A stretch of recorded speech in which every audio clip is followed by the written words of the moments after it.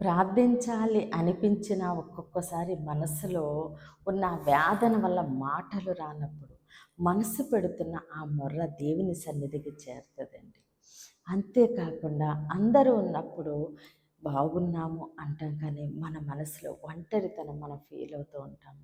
నిద్ర పట్టక వేదనతో మనసు బాలేని సమయంలో మనము ఏ విధంగా వేదన పడుతున్నాము, ఏ విధంగా దుఃఖపడుతున్నాము, సమస్తము దేవుడు చూస్తూ ఉన్నారు. దేవుడు మనకి కాపరిగా, రక్షకుడిగా, సహాయకుడిగా ఉన్న దేవుడు. ఈరోజు దేవుడు మన కొరకు సిద్ధపరిచిన ఆయన శ్రేష్టమైన వాగ్దానం చూద్దామండి. హోషియా 13వ అధ్యాయము 4వ వచనము. మీరు ఐగుప్తు దేశములో నుండి వచ్చినది మొదలుకొని యెహోవానగు నేనే మీ దేవుడను. నన్ను తప్ప నీవు ఏ దేవుణ్ణి ఎరుగవు, నేను తప్ప ఏ రక్షకుడును లేడు. ఆమేన్. దేవుడు ఈరోజు మన కొరకు సిద్ధపరిచిన ఆయన మంచి మాట, నేను తప్ప ఏ రక్షకుడును లేడు. ఆమేన్.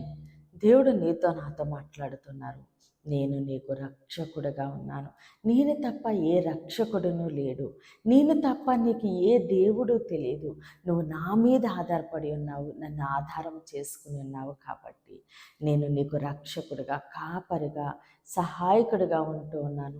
నువ్వు ఏ విధంగా వేదన పడుతున్నావో, చింతపడుతున్నావో, మానసికంగా కృంగిపోతున్నావో, ఏ విధంగా ఒంటరితనం నువ్వు అనుభవిస్తున్నావో, నిద్ర పట్టక ఎంత వేదనతో నీ మనస్సు ప్రార్థించాలని ఉన్న ప్రార్థన రాక, మాటలు రాక, పైకి ఏడవలేక, లోపల తట్టుకోలేక నువ్వు ఎంతగా నలిగిపోతున్నావో, సమస్తము నేను చూస్తున్న దేవుడును, నీకు రక్షకుడిగా ఉన్న దేవుడును అని దేవుడు సెలవిస్తూ ఉన్నారండి. యెహోవానగు నేనే నీ దేవుడను, నేనే నీ దేవుడును, నిన్ను కాపాడేవాడిని, రక్షించేవాడిని అని దేవుడు చెప్తా ఉన్నారండి. మన పరిస్థితి ఏదైనా అవ్వచ్చు, కానీ ఆయన మనకి దేవుడిగా ఉండి, సహాయకుడిగా ఉండి, రక్షకుడిగా ఉండి, కాపరిగా ఉండి, మన మార్గాలు సరళం చేసి మనం నడిపిస్తూ ఉండగా, అవునండి, మనము ఆయన్ని ఆధారం చేసుకుని ఉన్నాం. వేరొక దేవుడు మనకు తెలియదు. ఏదైనా నువ్వే చెయ్యాలయ్యా అంటూ మనం ఆయన పాదాలు పట్టుకున్నప్పుడు ఆయన మనకి రక్షకుడుగా ఉన్నాడు. ఆయన తప్ప వేరే రక్షకుడు మనకు లేరు, వేరే దేవుడు మనకు లేరు.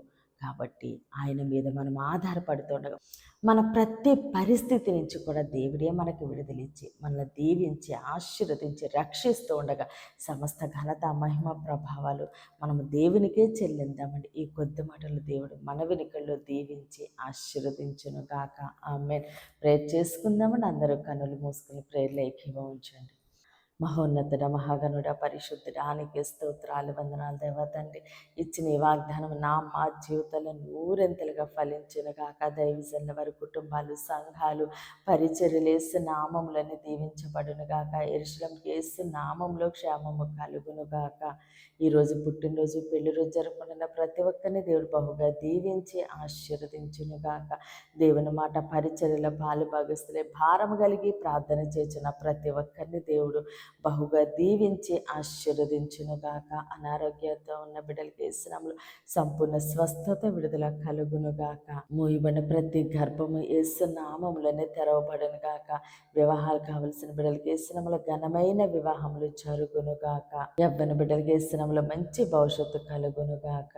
ప్రతి బిడ్డని తండ్రి నీ చేతులకు అప్పగిస్తూ చిన్న ప్రార్థన పాద సన్ని చేర్చుకోమని యేసుక్రీస్తు అతి పరిశుద్ధ నామములో బ్రతిమాలి వేడుకుంటున్నాం మా తండ్రి. ఆమేన్, ఆమేన్, ఆమేన్. దేవుడు మిమ్మల్ని, మీ కుటుంబాన్ని దీవించి ఆశీర్వదించును గాక. ఆమేన్.